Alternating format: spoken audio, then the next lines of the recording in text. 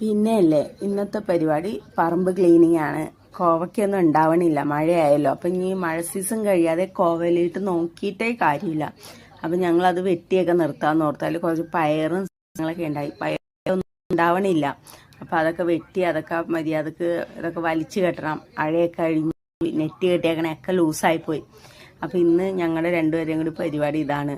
അപ്പം ഞാൻ ഒരു സൈഡിൽ നിന്ന് അഴിക്കും, അപ്പം ഏട്ടനും മറ്റേ സൈഡിൽ നിന്ന് അഴിക്കും. അപ്പം ഞങ്ങൾ കുറച്ച് അതിൽ നിന്ന് പറിച്ച് മാറ്റി. ഈ കോവലിൻ്റെ വള്ളിക്ക് ഇങ്ങനെ കയറി കിടക്കുമ്പോൾ ഭയങ്കര ബുദ്ധിമുട്ടാണ് അതിൽ നിന്ന് വലയെന്ന് വിടിയിച്ചെടുക്കാനായിട്ട്. അപ്പം ഞാൻ പയ്യെ വിടിക്കാൻ അതിൽ എൻ്റെ കൈ മുറിഞ്ഞോട്ടോ, കത്തി കൊണ്ടത് നല്ലോണം ചോര തന്നെ ഉണ്ടായി.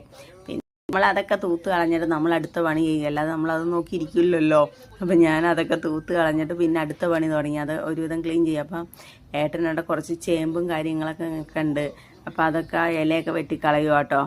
അപ്പം ഞാനിവിടെ നിന്ന് അത് ക്ലീൻ ചെയ്തിട്ടുണ്ടെങ്കിൽ എന്നോട് പറഞ്ഞ് നെറ്റ് ക്ലീൻ ചെയ്താൽ മതി, വേറെ ഒന്നും ചെയ്യണ്ടെന്ന് പറഞ്ഞു. അപ്പോൾ ഞാൻ പയ്യെ ഇത് ചെയ്തിട്ടുണ്ടെങ്കിൽ അപ്പം അതിൻ്റെ ഇടയിൽ ഏട്ടൻ്റെ അടുത്തോട്ട് അമ്മൂസ് ചെല്ലുക കേട്ടോ. അമ്മു ഞാൻ ചെയ്യാമെന്നും പറഞ്ഞ് ചെല്ലുക. അമ്മൂന് ഇങ്ങനെയൊക്കെ ചെയ്യാനൊക്കെ ഭയങ്കര ഇഷ്ടമാണ്. അപ്പോൾ സാഞ്ചാൻ്റെ അടുത്തോട്ട് അമ്മു ചെല്ലുക ഞാൻ ചെയ്യാമെന്നും പറഞ്ഞു. അപ്പോൾ വേണ്ട ചെയ്തോളാം എന്നൊക്കെ പറഞ്ഞ് കൊച്ചിനെ പറഞ്ഞു വിടും കേട്ടോ.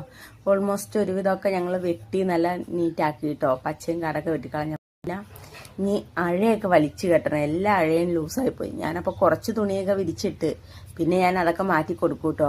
അപ്പോൾ അവിടെയൊക്കെ വലിച്ചു കെട്ടിയേക്കണൊക്കെ അഴിക്കാൻ പോവുക. പിന്നെ നല്ലോണം വലിച്ചു മുറുകി കെട്ടണം. കെട്ടലൊരു പണിയാണ്. കുറച്ച് കഴിയുമ്പോൾ ഇതൊക്കെ ലൂസാവണനുസരിച്ച് അഴയും ലൂസാവുമ്പോൾ ഷീറ്റ് വലിച്ചു കെട്ടിയിട്ടുണ്ട് വാതിക്കയിൽ. അപ്പോൾ അതും ലൂസായി പോവും. ഇനിയിപ്പോൾ ഇതൊക്കെ വെട്ടിക്കളഞ്ഞപ്പോൾ പിന്നെ വാഴയും കുറച്ച് നിൽക്കണുണ്ട്, അതും വെട്ടാന്ന് പറഞ്ഞ്. അതൊക്കെ കുലച്ച് കൊല വെട്ടിയതിൻ്റെ ഒക്കെ ഉണ്ട്.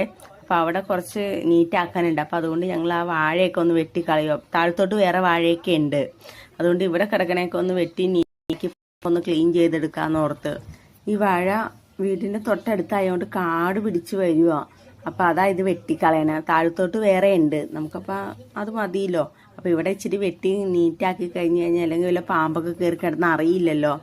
എലിയും വന്ന് അതിൻ്റെ ഇടയിലൊക്കെ കുത്തിയൊക്കെ ചെയ്യണ്ട. അപ്പോൾ അതാണ് ഞങ്ങൾ അവിടെ വെട്ടിക്കളയണേ. അപ്പോൾ ഇന്നത്തെ വീഡിയോ ഇത്രയല്ലോ. Okay, by.